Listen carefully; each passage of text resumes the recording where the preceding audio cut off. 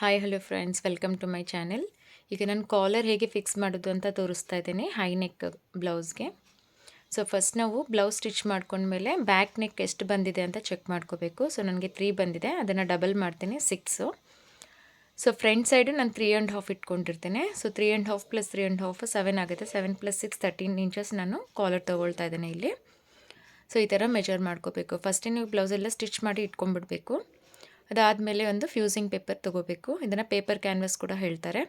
ಇದು ನಿಮಗೆ ಟೈಲರಿಂಗ್ ಶಾಪಲ್ಲಿ ಈಸಿಯಾಗಿ ಸಿಗುತ್ತೆ.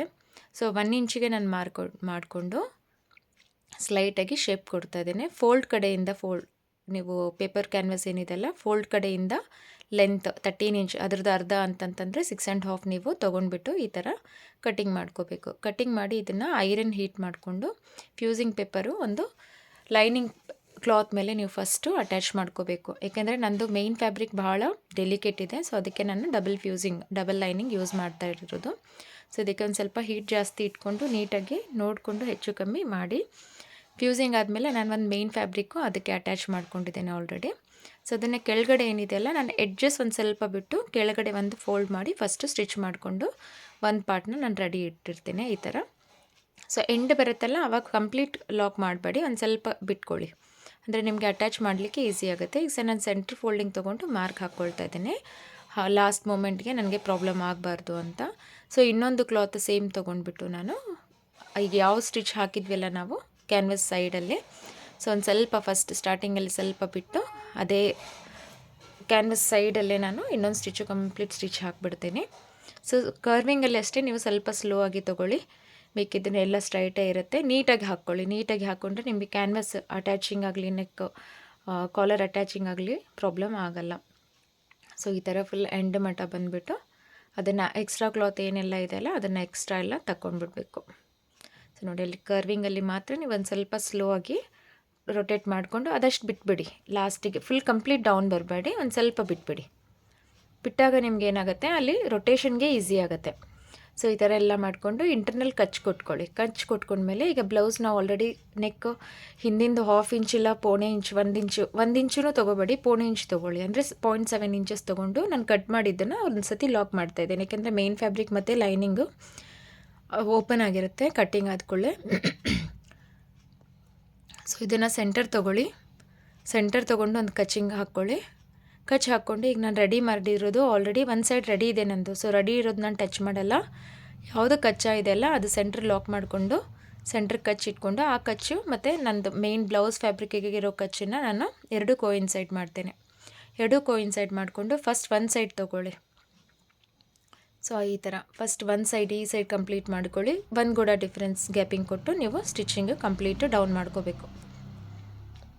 ಅಲ್ಲಿ ನಿಮಗೆ ಶೋಲ್ಡರ್ ಜಾಯಿಂಟಲ್ಲಿ ಏನಿದೆ ಅಲ್ಲ, ಶೋಲ್ಡರ್ ಹಿಂಭಾಗಕ್ಕೆ ಹಾಕಬೇಕು, ಅಂದರೆ ನಿಮಗೆ ನೀಟಾಗಿ ಕ್ಯಾನ್ವಸ್ ಜಗ್ಗಲ್ಲ, ಆಮೇಲೆ ಕಾಲರು ಜಗ್ಗಲ್ಲ.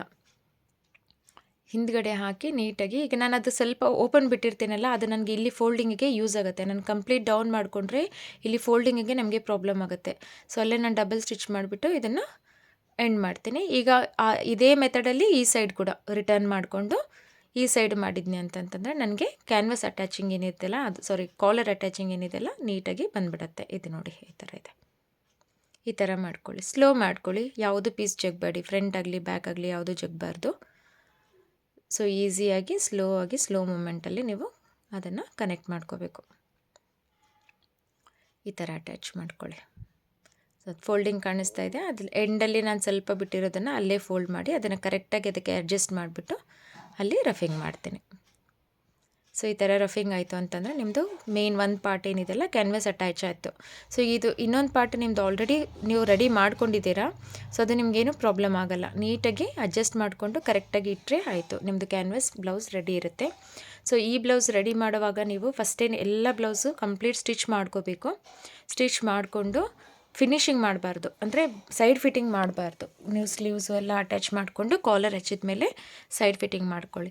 ಈ ಬ್ಲೌಸಸ್ಗೆ ನೀವು ಯಾವಾಗಲೂ ಏನಿದೆಯಲ್ಲ ಫುಲ್ ಶೋಲ್ಡರ್ ತೊಗೋಬೇಕು. ಯಾವುದೇ ಕ್ಲೈಂಟ್ ಇರಲಿ ಅವ್ರದ್ದು ಫುಲ್ ಶೋಲ್ಡರ್ ಮೆಜರ್ಮೆಂಟ್ ಎಷ್ಟಿದೆ ಅದಕ್ಕೆ ಅರ್ಧ ಇಂಚು ನೀವು ಮಾರ್ಜಿನ್ ಆ್ಯಡ್ ಮಾಡ್ಕೊಂಡ್ಬಿಟ್ಟು ತೊಗೊಳ್ಬೇಕಾಗತ್ತೆ. ಏಕೆಂದರೆ ಹಿಂದೆ ಫುಲ್ ಕಂಪ್ಲೀಟ್ ಪ್ಯಾಕ್ ಇರುತ್ತೆ. ಸೊ ಅದರಿಂದ ಅವ್ರಿಗೆ ಡಿಸ್ಕಂಫರ್ಟ್ ಆಗೋ ಚಾನ್ಸಸ್ ಇರುತ್ತೆ. ಶೋಲ್ಡರ್ ಮೆಜರ್ಮೆಂಟ್ ಕರೆಕ್ಟಾಗಿ ತೊಗೊಂಡು ನೀವು ಅವ್ರದ್ದು ಕಾಲರ್ನ ಜಡ್ಜ್ ಮಾಡಬೇಕಾಗತ್ತೆ. ಆಮೇಲೆ ಈ ಬ್ಲೌಸ್ಗೆ ಬ್ಯಾಕ್ ಟಕ್ಸ್ ಕೂಡ ನಾವು ಜಾಸ್ತಿ ಹಿಡಿಯೋಂಗಿಲ್ಲ. ಕೆಲವು ಬ್ಲೌಸಸಲ್ಲಿ ಹಿಡಿಲಿಲ್ಲ ಅಂದ್ರೂ ನಡೆಯುತ್ತೆ. ಬಟ್ ಒಂದು ಸ್ವಲ್ಪ ನೀವು ಮೈಲ್ಡಾಗಿ ಟಕ್ಸ್ ಕೊಟ್ಟರೆ ಏನಾಗುತ್ತೆ, ಬ್ಯಾಕ್ ಶೇಪು ಚೆನ್ನಾಗಿ ಬರುತ್ತೆ. ಇಲ್ಲಿ ನೋಡಿ ನಂದು ಫೈನಲ್ಲು ಕಾಲರ್ ಅಟ್ಯಾಚಿಂಗು ಮುಗೀತು. ಸೊ ಲಾಸ್ಟಿಗೆ ಏನಿರುತ್ತಲ್ಲ, ಲಾಸ್ಟ್ ಪಾಯಿಂಟ್ ನಾವು ಸ್ವಲ್ಪ ಬಿಟ್ಟಿರೋದ್ರಿಂದ ಅಲ್ಲಿ ಕಂಪ್ಲೀಟಾಗಿ ಅಡ್ಜಸ್ಟ್ ಮಾಡಿಕೊಂಡು ನೀಟಾಗಿ ಸೆಟ್ ಮಾಡಿಕೊಂಡು ಸ್ಟಿಚ್ ಮಾಡಬೇಕಾಗತ್ತೆ ನೀವು. ಸೊ ಈ ಥರ ಮಾಡಿದ್ರಿ ಅಂತಂದರೆ ನಿಮ್ಮದು ಕಾಲರ್ ನೆಕ್ಕು ಬ್ಲೌಸ್ ರೆಡಿಯಾಗಿರುತ್ತೆ. ಸೊ ಲಾಸ್ಟ್ ವೀಡಿಯೋದಲ್ಲಿ ನಾನು ಇದ್ರದ್ದು ಔಟ್ಪುಟ್ ಹೇಗೆ ಬರುತ್ತೆ ಬ್ಲೌಸ್ ಅಂತ ನಾನು ಅಪ್ಲೋಡ್ ಮಾಡಿದ್ದೆ. ಸೊ ಅದನ್ನು ಒಂದು ಸತಿ ಚೆಕ್ ಮಾಡ್ಕೊಳ್ಳಿ. ಸೊ ಏನಾದರೂ ಡೌಟ್ ಇತ್ತು ಅಂತಂತಂದರೆ ಮೆಸೇಜ್ ಮಾಡಿ, ನಾನು ರಿಪ್ಲೈ ಮಾಡ್ತೇನೆ. ಇದೇ ಥರ ನಾನು ಯಾವುದಾದ್ರೂ ಹೊಸ ವೀಡಿಯೋ ಇತ್ತು ಅಂತಂತಂದರೆ ಅಪ್ಲೋಡ್ ಮಾಡ್ತಾ ಇರ್ತೇನೆ. ಸೊ ದಯವಿಟ್ಟು ಚೆಕ್ ಮಾಡಿ. ಸೊ ಈ ಥರ ಎಲ್ಲ ಮುಗಿಸಿದ ಮೇಲೆ ಫೈನಲ್ ಲುಕ್ ಯಾವ ಥರ ಬರುತ್ತೆ ಅಂತ ನೋಡಿ. ಇದು ಲಾಸ್ಟ್ ವೀಡಿಯೋಲಿ ಹಾಕಿದ್ದೆ ನಾನು. ಸೊ ಈ ಸತಿ ಮತ್ತೆ ನಾನು ಪಿಕ್ ತೆಗಿಲಿಲ್ಲ. ಇದೊಂದೇ ಕ್ಲೈಂಟ್ದು 2 ಬ್ಲೌಸ್ ಇತ್ತು. ಸೊ ಇದೊಂದು ಮುಗಿಸಿದ್ದೆ. ಸೊ ಈ ಥರ ಬರುತ್ತೆ ನಮ್ಮದು ಫೈನಲ್ ಲುಕ್ಕು. ಚಾನಲ್ನ ಲೈಕ್ ಮಾಡಿ, ಸಬ್ಸ್ಕ್ರೈಬ್ ಮಾಡಿ.